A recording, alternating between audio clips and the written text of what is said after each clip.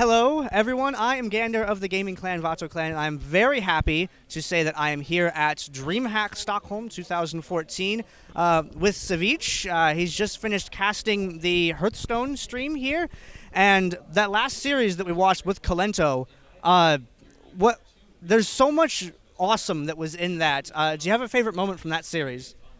I think the first game was the most exciting one, and seeing Thijs actually be able to turn it around with that thought still, getting the hex, being able to clear the board and just win the game, because it looked so hopeless. It's a good matchup for Priest, but it looked really bad for Thijs, and I was really impressed that he actually managed to pull that one off. There was a part later on in the series where there was a Doomhammer that was just missed by one turn, and that was so brutal to see that. And even before that, there were a couple it was so close to being the right top deck. From a player's perspective, what is that like when that happens to you? I mean, it's really devastating. Like there you can see it on Thijs' face, the frustration when he threw the Doomhammer one turn too late. And he knew that from that point it was already too late, and there was probably no way to come back from that one. So it's those kind of situations, they happen, and you just, from the player perspective, you just have to get over it and just try to focus on how to go from here and not think about what has already happened also. You didn't know the deck lists going into these games. Is it more difficult to commentate when you don't know what's coming versus when you do? Like, does it change the way that you run your analysis? Well, in a way, you can give more information away when you have the deck list. But they actually offered us to have the deck list, but we declined because we didn't want to give away information which hadn't been shown in the games. So it might have been a bit like unfair for some of the players if we give information of cards which haven't been even played yet. So we thought that it might be better if we just we know as much as the audience does, and then we don't have to be careful or try to remember what has been played. What can we talk about? Can we talk about what's in, for example, Kolento's Shaman deck? It hadn't been played before, and nobody knew what's in there. And if we had the deck list, and there was like another game or many games with that, we would have had to try to remember what has been shown and what has not been shown. So we felt like even though we could maybe in a way give more to the audience, we don't want to give the information to the players, and especially in the earlier group stages. Similarly, along that subject, as a person who watched the stream today, it was nice being sort of right there with you guys in that manner that you described. You guys saw the cards as they got played. They were new to you, they were new to us. It was very exciting that way.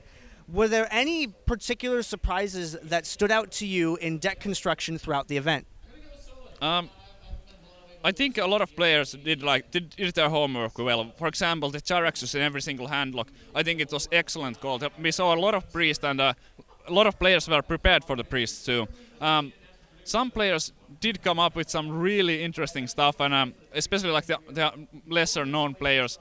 And they kind of might have had a small advantage in a way, because there was no information what they would bring, and there was this surprise factor which they could play to their advantage. But yeah.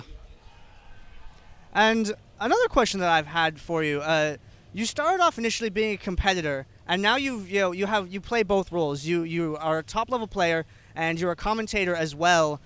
Are there any, well, of course there's differences, but what are the main things that jump out at you about being on both ends of competition? Playing versus casting. What's hard in each place? When you're playing, it can be a bit tense, and you have to put a lot of work into not only your own games, but also when there's games going on from players who you might face on next round. So trying to maximize the benefit from the games that you're not playing in, it can be really stressful. So when commentating, it's a bit more relaxing in a way, because you don't have to try to on previous day, if you know who you're gonna face against and you know their deck list, do all that planning and preparations, and I think that casting is in that way, although you're in front of the cameras and that can be stressful too. In a way, casting is a bit more relaxed. The commentary was great, and I really liked that. I'm a big fan of your stream as well. Have you ever brought anything back that you've learned from doing tournament casting? Have you ever rolled anything back into your stream? Well, this is the first time I'm casting like this, and I have been casting a few games here and there at Savjz Cup, at Dreamhack Bucharest, at Dreamhack Summer, but this is completely different. I feel like it's a bit other way around, like more from the stuff, more from the way that I usually do it on my stream, and I wasn't here for like I wasn't playing the host role. I was like trying to give kind of the play-by-play, trying to go deep into the players' minds because I'm a player myself. So I was like trying to play my strengths, and I think I still have a lot of like room to improve, but there definitely would be something. Maybe I should like do more adjustments to them, and not do the casting in so much similar way as I do on my stream. So it's kind of the other way around. I'm not sure what I can bring from the cast to the stream, but it's good to bring some stuff from the stream to the cast. But it's still different, and it should be like I should give it some thought. Well, it's nice to know that there's a little bit of crossover, and that what happens in one job, as it were, can also have some effect in the other job, in improvement all around. Speaking of improvement, when you came to cast this, was this everything that you expected? Like, did you have any particular expectation of what the job would be like when you started this one, and did it match up with what you imagined it to be?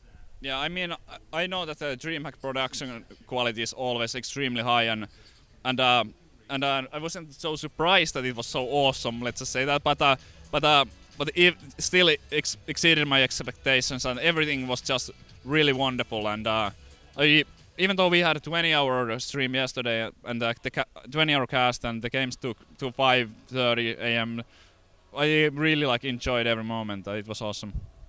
Was that actually the longest time that you've been on a stream before? I don't know what your streaming record is personally. Yeah, usually when I stream at around like 8 hours, then I'm like that's like the longest that I can usually do.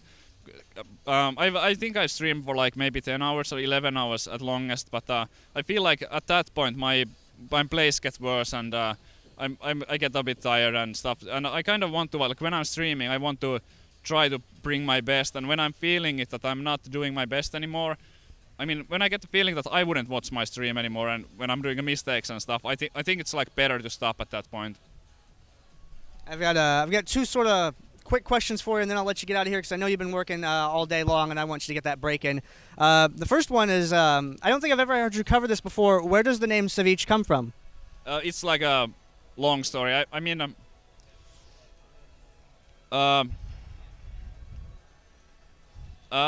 it's Is there no real way to summarize? well, I guess I can like try to summarize. It's like when I was a lot younger, like it's like 10 years ago. I was reading Tom Clancy's Operation Rainbow, and there was like this really cool guy, like Domingo Savjz. I don't know how you exactly spell it. And I took my nickname from there, like Savjz, and then it just evolved over time. And I was like, it came a long way from that, and it actually like doesn't have anything to do with that guy from the book anymore. Like it just changed a few letters here and there, but I was always like keeping the same core in a way, like Savjz, whatever. Like and I started naming my World of Warcraft characters like among those lines, and Savjz just somehow stick, and yeah. And the last thing that I'm curious about is, if you could make a card, what would it be? Would it be for a particular class? What would you want to see? Could it be like Imba? Could it be just for fun? Just what's something that you've always thought would be interesting? Definitely some kind of deck manipulation, like having some kind of power over your draws. It could be something, for example, like a mechanic where if you play a card and you get to look at the top card of your deck, and then maybe make a decision to whether keep it on the top or put it in the bottom. So you could kind of like try to like lower the RNG. So it could be maybe like a creature when it's played. You get to look at your top cards, or just like a mechanic which would be on creatures and spells too.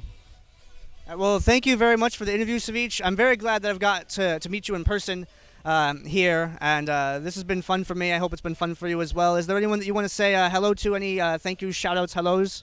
Well, I would like to thank Dreamhack and Blizzard for having me here. It's absolutely been a blast, and like I said, I haven't really done this kind of stuff before, and it was kind of, in a way, it was a leap of faith from them to have me here casting this huge production. And based on the feedback that I have been getting from the community, I did an alright job. So thank you to Dreamhack, thank you to Blizzard. Sorry about that. My SD card ran out right in the middle, but I wanted to say thank you for doing the interview, and I hope I can see you at one of these things again.